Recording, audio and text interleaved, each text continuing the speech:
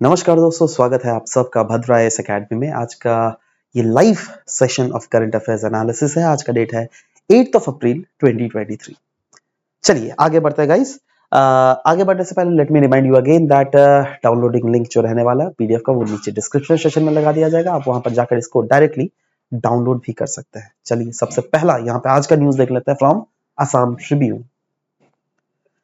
सबसे पहला जो न्यूज है, it is relating to Vishnupriya Manipuri जातीय अभिधान, right. So what is this all about?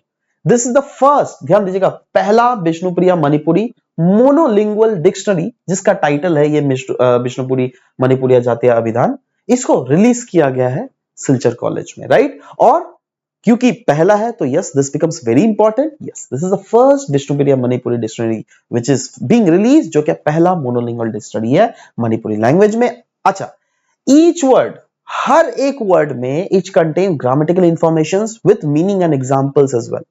तो इससे हमें को वर्ड समझने में ज्यादा आसानी होगी दैट इस वर्ड का यूजेजेस कहां पर करना चाहिए। नेक्स्ट, जो बहुत ज्यादा इंपॉर्टेंट वर्ल्ड पर्सपेक्टिव में है, वो है फिनलैंड के बारे में। नाटो नाटो तो आप लोगों को पता है, राइट।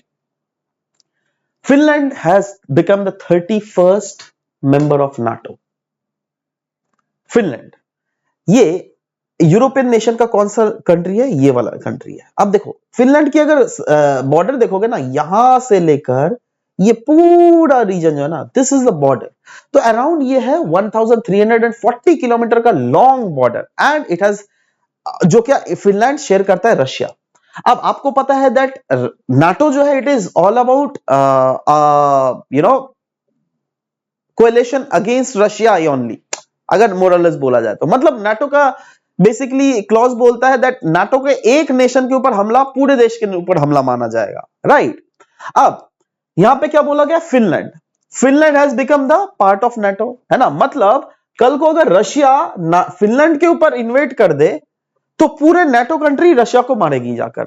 समझ लो बात? अच्छा, अब अभी तक ये नाटो के पार्ट क्यों नहीं बनी थी? क्योंकि अभी तक एक फ्रेंडशिप एग्रीमेंट उसने साइन किया गया था रशिया के साथ, जिसमें Soviet Union is to be neutral country, that is military non alignment, ये कंट्री फॉलो कर रही थी दैट ना ही हम वेस्ट का उन कंट्रीज का साथ देंगे और ना ही हम रशिया का साथ देंगे, राइट।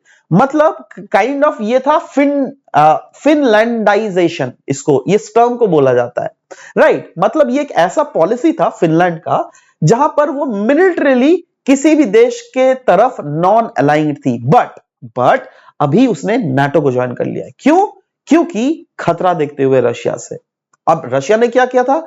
रशिया ने तो वैसे हर कंट्रीज को बोला था, उन्होंने यूक्रेन को भी बोला था दैट आप न्यूक्लियर वेपन्स को त्याग दो, है ना, हम आप पर हमला नहीं करेंगे। बट अभी क्या देखा गया? हमला उन्होंने कर दिया ना। तो इसी डर को देखते हुए finally Finland has become 31st member of NATO, है ना। नाटो के बारे में अगर बात करें, नॉर्थ अटलांटिक ट्रीटी ऑर्गेनाइजेशन 1949 में इसका आया था, जिसका हेडक्वार्टर है Brussels in Belgium. 31 member countries है, and as of 2023 Finland add होने के बाद ये 31 मेंबर कंट्रीज हुए, राइट। जिसमें फाउंडिंग मेंबर्स कौन कौन थे उसके नाम ध्यान रखिएगा: Belgium, Canada, Denmark, France, Iceland, Italy, Luxembourg, Netherland, Norway, Portugal, United Kingdoms and the United States. Article 5 इस नाटो का क्या बोलता है? ये एक अनडाउटेडली की प्रोविजन है नाटो का, नॉर्थ अटलांटिक ट्रीटी ऑर्गेनाइजेशन का, जो क्या बोलता है that an attack in one member is an attack on all members. समझ लो बात?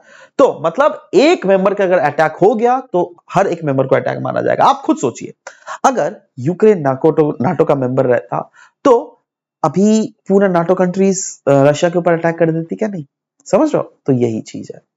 नेक्स्ट, अनक्लेम्ड डिपॉजिट्स के बारे में न्यूज था। Now what is this news all about? News इसलिए था क्योंकि रिजर्व बैंक ऑफ इंडिया ने अनाउंस किया दैट ये लॉन्च करेगी एक वेब पोर्टल, जो क्या नॉर्मल लोगों को हेल्प करेगा दैट अगर बाई चांस उनका, अगर सोचो कोई अमाउंट है जो कि अलग अलग बैंक में डिपॉजिट किया हुआ है, तो उस अनक्लेम्ड डिपॉजिट को फिर वो लोग रिट्रीव कर सकते हैं, right. So what is this unclaimed deposits? The deposits of individual in any bank account that remains unclaimed for 10 years. Those are unclaimed deposits. समझ गए? चलो, now these unclaimed deposits are transferred to कहां पर? Depositor Education and Awareness Fund, जो क्या RBI के द्वारा maintain किया गया रहता है। अब आरबीआई ने क्या बोला गया, ये एक वेब पोर्टल लॉन्च करेगी, जो क्या अगर हम जैसे लोग जिनके पास सोचो 10 साल के पहले हम लोगों ने कहीं पे बैंक अकाउंट बना दिया था, वहां पे छूट गया, अब भूल गया यार, अब ठीक है हो ही सकता है, आप सोचो ना अगर उस बैंक अकाउंट में 2000 रुपए रहे होंगे, भूल ही सकता है इंसान, कोई बात नहीं। तो वो अमाउंट को अगर चाहो तो आप फिर से रिट्रीव कर सकते हो, राइट नाउ। ऐसे आरबीआई के बारे में जब डिस्कस कर रहे हैं तो आरबीआई के द्वारा रिलीज के और भी स्कीम्स के बारे में थोड़ा देख लेते हैं। सबसे पहले आरबीआई डायरेक्ट रिटेल स्कीम, जो कि ऑफर करता है एक नया avenue of retail investors to directly invest in government security, जो क्या सेंटर या फिर स्टेट गवर्नमेंट के द्वारा लाई जाती है। वैसे ही आरबीआई इंटीग्रेटेड ओम्बड्समैन स्कीम है for improving the grievance redressal mechanism for resolving the customers complaint against the RBI regulated entities, right. वैसे ही आरबीआई का पेमेंट विजन 2025 है, जिसका ऑब्जेक्टिव है to provide every users with safe, secure, fast, convenient, accessible and affordable e-payment option, right? So these are the different other schemes of RBI that we have read so far. Next हम लोग बात करेंगे green steel के बारे में, right? ये कैसा steel है, ये क्या घास फूस के बना दिया हुआ स्टील है क्या? नहीं, ऐसी बात नहीं है। देखो, ग्रीन स्टील एक ऐसा स्टील है जो क्या ग्रीन टेक्नोलॉजीज के थ्रू बेसिकली बनाया जा रहा है। बेसिकली इसमें क्या है ना, अगर सिंपल शब्दों में ग्रीन स्टील का डेफिनेशन देखें तो it refers to the steel making process. ये वैसा प्रोसेस है स्टील मेकिंग का, स्टील ही बन रहा है, कोई यहां पे जैसे घास का स्टील बना हुआ है ना, नहीं नहीं ऐसा मत समझ लेना, राइट। बट ये स्टील ही है, राइट। बट ये लोअर कर देता है ग्रीन हाउस, मतलब ऐसे प्रोसेस से स्टील को बनाया जा रहा है जिससे ग्रीन हाउस एमिशंस जो है वो कम से कम निकल रहा है, और इसी से क्या होता है, कॉस्ट भी कट होता है और क्वालिटी ऑफ स्टील भी बहुत ज्यादा इनहांस होता है। तो सवाल होता है गवर्नमेंट का क्या ऐसा कोई इनिशिएटिव है टुवर्ड्स ग्रीन स्टील? जी हाँ, है ना, प्रधानमंत्री ऊर्जा गंगा प्रोजेक्ट है ना, ईस्टर्न इंडिया में चालू किया गया है। सो ये जो है प्रोवाइड करती है gas to all the steel plants. तो इनडायरेक्टली क्या मैं बोल सकता हूँ दैट गैस से अगर फॉसिल फ्यूल नहीं यूज करके गैस से हम लोग स्टील का प्रोडक्शन कर रहे हैं तो इनडायरेक्टली कार्बन तो कम ही एमिशन हो रहा होगा। तो yes, it is absolutely true. Next हम लोग बात करेंगे गाइस बायोटेक किसान स्कीम के बारे में। नाउ बायोटेक किसान स्कीम है क्या? गवर्नमेंट ने बोला है that over 1,60,000 farmers have received benefits during biotech Kisan scheme in the last 1 year. Biotech Kisan scheme एक ऐसा स्कीम है जिसको लॉन्च किया गया था by department of biotechnology, ministry of science and technology के अंडर। इसका काम क्या है? To counsel and provide solutions to the farmers. किसके रिलेटेड? फार्मर्स को क्या प्रॉब्लम आता है भाई? वाटर, सॉइल, सीड्स, मार्केटिंग के रिलेटेड प्रॉब्लम आता है। हर एक प्रॉब्लम के लिए काउंसलिंग किया जाएगा उन किसानों को under this biotech Kisan scheme. और स्कीम किसके द्वारा लॉन्च किया गया? Department of biotechnology, ministry of science and technology के अंदर, राइट नाउ। प्रोग्राम का जो ये मॉडल क्या होने वाला है, ये पैन इंडिया प्रोग्राम है पहली बात तो, और ये हब एंड स्पोक मॉडल में काम करेगा। साथ ही साथ ये एंटरप्रेन्योरशिप को स्टिमुलेट करेगा, और साथ ही साथ बोला जा रहा है फार्मिंग सेक्टर में जो है, कृषि जो रीजन में है, वहां पे एंटरप्रेन्योरशिप को भी बहुत हद तक इनहांस करने में एक बहुत महत्वपूर्ण भूमिका निभाने वाला ये biotech Kisan scheme. Next guys हम लोग आ जाते हैं नेक्स्ट न्यूज में। नेत्रावती वाइल्ड लाइफ सेंचुरी के रिलेटेड न्यूज है। क्यों न्यूज में था? क्योंकि साउथ गोवा में ब्लैक पैंथर को रेस्क्यू किया गया था, और मतलब ब्लैक पैंथर को रेस्क्यू करके इस नेत्रावती वाइल्ड लाइफ सेंचुरी में छोड़ा जाएगा, उसी लिए यह न्यूज में भी था। अच्छा, अब आ जाता है नेत्रावती वाइल्ड लाइफ सेंचुरी है कहां? मैंने बोला गोवा में, साउथ गोवा। जी हाँ, this is Goa, right, this is the southern part of Goa. तो ये वाला जो रीजन है ना, yes, this is Netravati wild life sanctuary, जहां पर रिवर नेत्रावती या फिर जिसको नेतुडिली भी बोला जाता है, ये ओरिजिनेट होता है उस सेंचुरी में, and it is an important tributary of जुआरी रिवर। ध्यान दीजिएगा, जुआरी रिवर कहां से बह रही है? यहां से बह रही है जुआरी रिवर, राइट। तो यहां से ये जो नेत्रावती रिवर है वो इसकी ट्रिब्यूटरी ही है, राइट नाउ। भगवान महावीर वाइल्ड लाइफ सेंचुरी और कोटिगांव वाइल्ड लाइफ सेंचुरी भी इसके नॉर्थ में लाई कर रहा है, और it has 2 all season waterfall, जिसका नाम है सावरी वाटरफॉल और मैनापी वाटरफॉल। तो these are few of the factual things which are related to somewhere directly or indirectly related to Netravati Wildlife Sanctuary, which you should learn as well. Now, next is Recon Stealer. Recon Stealer, right now.